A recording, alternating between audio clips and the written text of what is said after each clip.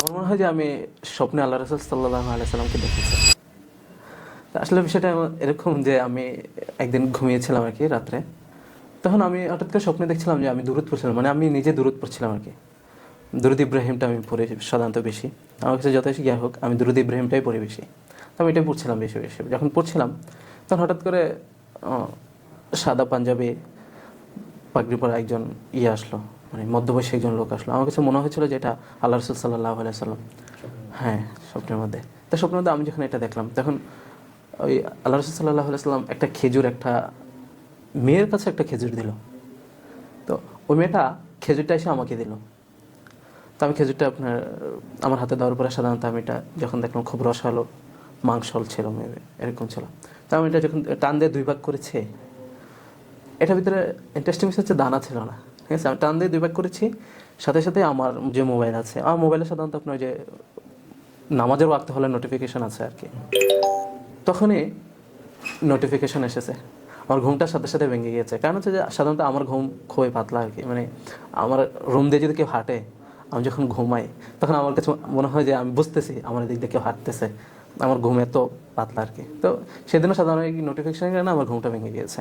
আর আমি যখন ঘুম থেকে উঠেছি, ওটার সাথে সাথে আমি দেখলাম যে আমি দুরূদ পড়ছি, মানে ঘুম থেকে ওঠার পরও আমি দুরূদ পড়ছিলাম, মুখে আমার দুরূদ শরীফ ছিল, আল্লাহুম্মা সাল্লি আলা মুহাম্মাদ, দুরূদ ইব্রাহিমটা ছিল।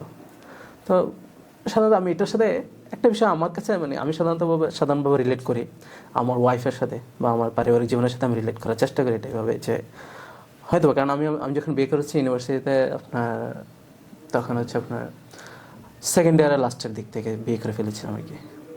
তো সাধারণত বিয়ে করার পরে আমার পরিবার আমার পাশেই ছিল, তারা বুঝতে পেরেছে আমার বিষয়টা। তো তখন কিন্তু খারাপ লাগে বিষয়টা হচ্ছে যে আশেপাশে যে মানুষগুলো আছে, আত্মীয় স্বজন, এটা অনেক যে আত্মীয় স্বজন আছে তারা বিভিন্নভাবে কথাবার্তা শোনায়, এখনও বিভিন্নভাবে কথাবার্তা বলে যে বিয়ে করে ঠিক করো না, এটা সেটা, মানে আমার ওয়াইফকে ছোটো করে কথা বলে, অনেক সময় এরকম হয়।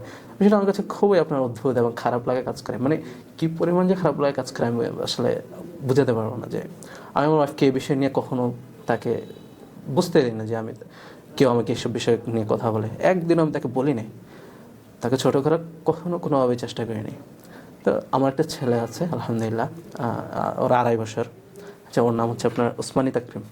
ঠিক আছে, ও ওর আমার কাছে মনে হয় যে ওই স্বপ্নটা সেদিন আমার ওয়াইফ, আমার ছেলে আমার জন্য খুবই কল্যাণকর, মানে কল্যাণ হিসাবে আমার জীবনে এসেছে তারা।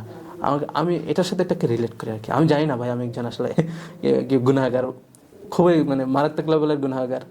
যে আপনি যদি সাধারণত আমি যদি আপনাকে বলি যে গুনাহ, মনে করেন আপনি যদি জানেন যে আমার কেমন ধরনের গুনাহ, যদি এটা জানতে পারেন যে আমি কি কি গুনাহ করি, তাহলে আপনি আমার ধারে কাছে আসবেন না।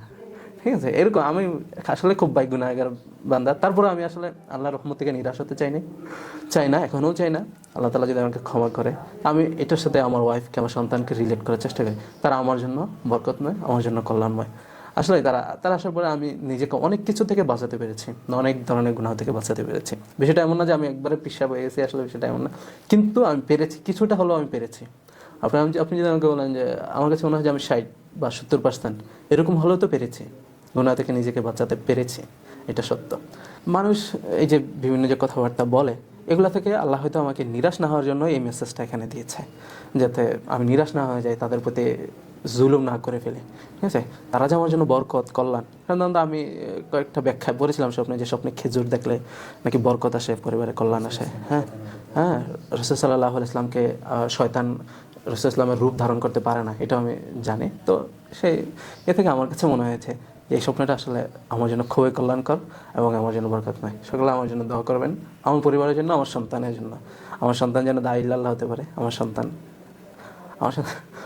যেন, আমি যদি বলি আমার মধ্যে না হয়, সে যেন একজন দাঈ ইল্লাল্লাহ, বিশ্ববিখ্যাত একজন দাঈ ইল্লাল্লাহ হয়, এই দেশ এবং রাষ্ট্রের জন্য কল্যাণ এবং ভালো কিছু হয়ে আনে। আর আমি মনে করি যে আমার ওয়াইফ আসলে আমার জন্য বোঝা নয়, সে হচ্ছে আমার জন্য বরকতময়, কল্যাণময়।